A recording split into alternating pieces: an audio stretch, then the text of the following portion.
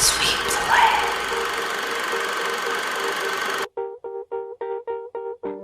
Birds flying high, you know how I feel. Sun in the sky, you know how I feel. Breeze drifting on by, you know how I feel. It's a new dawn, it's a new day, it's a new life for me, and I'm feeling good.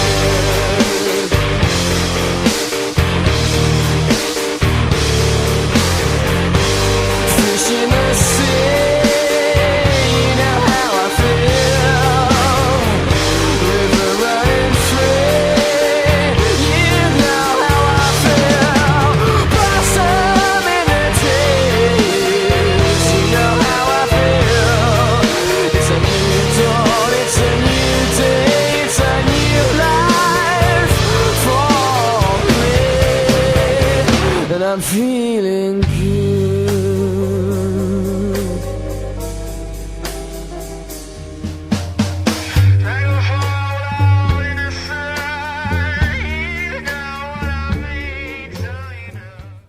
Hey everyone, Joe here. Just doing an update and kind of a little something new. I'm just gonna insert little snippets here of me building and progress we're making. So I'll probably just do a constant recording and then edit it down. I'm not sure yet how it's gonna work out, but we'll give it a try. Just wanted to come back first off and explain some of my statement in the intro about the P40. And the reason why I said what I said was because we're looking at the P40B. As the versions progressed, the P40 had more firepower. So, for instance, the P40E had 6 50 cals, but the P40B did not. So, although it also, the P40, the reason why I said it wasn't the fastest or anything like that, the P40 didn't have a supercharger, so it was best at mid-level, low-level flights, not high-altitude fighting. So it stayed up with the early 109s and the FW 190s, but and like I said before, it was a workhorse. It had the most kills of any aircraft in World War II. Over the course of the years, because there was just so many of them. An interesting thing about the P40 was the P36 or P36 was essentially the same aircraft. And so when it came time to mass produce aircraft, Curtiss won out on the bidding for the contract because they essentially took an inline engine, V18, I believe. Ooh, I'll have to get you guys that information. I'll put it up here right about now. So they did the engine, swapped the engine out, but all the frame and everything was almost exactly the same. So they were able to quickly mass produce, which the other contractor bidders like the P38 or the XP38, and they didn't win that contract at first because it would have taken them much longer to mass produce because it was a brand new aircraft. So pretty smart on their behalf to do that and start mass producing the P40s. And again, one of the biggest reasons is they had so many kills because of their high volume numbers, but they're also really good aircraft. They were solid constructions, they were durable, but again, like I said in my first statement, not the most armed, not the fastest, just a flat-out workhorse. That was an all-around good plane. So just wanted to clarify that. We've kind of got into the kit, as you can see, and the plastic on this Airfix kit is really cool. I like it. I don't know what it is about it, but it feels almost like vinyl. And again, I've never built an Airfix kit, so maybe they're all like that. But yeah, it's almost very vinyl. Real deep recessed lines, which is awesome. And lots of cool. I was going through the instruction booklet here, and lots of cool stuff on it. But tons of details, loads of details. Even the cockpit has loads of details, although I will say I already broke a piece. I broke this trying to sand it just a little, and you can't see it. I was able to glue it all back together, but you can see it's just a little crooked. But yeah, pretty cool. Said real detailed now. It does give you a couple of variants. So here's a square back seat. This would be more for the Burma version. And our rounded seat, which is more for the version we're doing. Also, in doing my research, it hadn't come up, but a lot of them had just an aluminum seat, like no paint, just flat aluminum. So I don't know what I'm gonna do here, because I already glued this together, and that's when I stopped and said I better go check out the seat and see what that looks like. And that's what we've got. So I may end up just painting this and just chipping it. I think that's probably going to be the easiest way. And yeah, there's some of them had seat covers, some didn't. I saw some padding in some, but not much. But we'll do that. It does come with a pilot. I'm not sure if we're going to get the pilot in or not. That'll be a big determinant if we put seatbelts in. So that's what we have so far.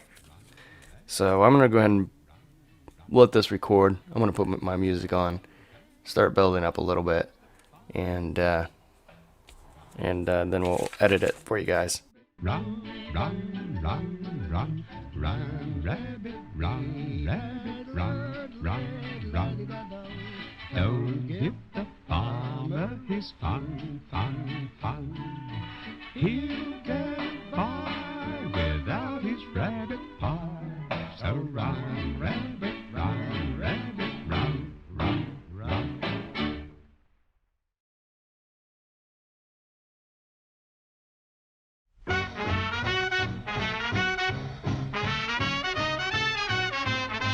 Mister, what you callin', what you doing tonight? Hope you're in the mood because I'm feeling just right. How's about a corner with a table for two, where the music's mellow with some gay rendezvous? There's no chance romancing with a blue attitude. You've got to do some dancing to get in the mood. Sister, what you callin', that's a timely idea. Something swing-a-dilla would be good to my ear. Everybody must agree that dancing has charm.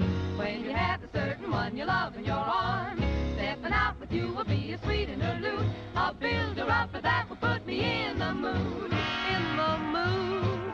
Oh yes, I got it. In the mood. Your ear will spot it. In the mood. Oh, what a hot hit. Be alive and get the jive. You got to learn. Alright guys, so I'm going to try and move the camera out. I know there's probably a lot of camera shaking. It's just an unfortunate setup of my bench because it's on the top shelf. And so any movement on the bench kind of shakes the camera. But you can see we've got all of our parts for our cockpit, side frames. I started gluing the seat, but I pulled it out. One was to get a little sprue piece that I had missed cutting. And then two, I realized that I think I wanted to probably paint it separate so I could get the back of it and also get the back of this and detail paint the headrest before sliding the chair in. And then also I kept the machine gun barrels, the casings on the sprue, which I rarely ever do. I usually cut everything off. But on this one, I think I'm going to keep it on there because of the different numberings and which side they go on. The railings, you can tell by what's on them, which side they are. But as you can see, we've got a lot of we got to paint this part all black, but the frame is going to be interior green, and then there's a lot of decals that have to go on. So that's why I'm keeping them separate as well, instead of building it all up together. It would have been just near impossible to get in there. So I think what we're going to do is get ready and paint it. We'll probably just pause it. I don't have a way to record painting. I do it in a booth away from the bench. So we'll come back with the finished result. Alright everyone, so we are out of paint. And we did a little detail painting as well. So I think this is kind of where we're stopping until some of our reference books get in. I did order some. But pinning up a little bit. There are some decals that have to go on here still, so we're gonna leave these like they are to get them clear coated. We did some chipping already on our cockpit, but there is some more added details that I want to get in here and get going. So I would say, Ben's attention to detail is amazingly crazy. So it's just out of the park. So go check out his channel. In fact, he's got a video up that just released today. Obviously, I'm recording this a little bit later, but go check it out. We're going to add a little bit of wiring detail into ours as well, but it probably won't be as much as his. He's, like I said before, a phenomenal builder. So get over there, check it out, and we'll come back once we get everything going here. Like I said, not much, just put our black parts on, and now we just got to scratch it up a little more and get going from there. So we're gonna wait for some reference books to get in. Hopefully we'll be able to get them in and get another video up next week. I'm not sure though, so we'll see. And until next time, everyone, take care. Yeah.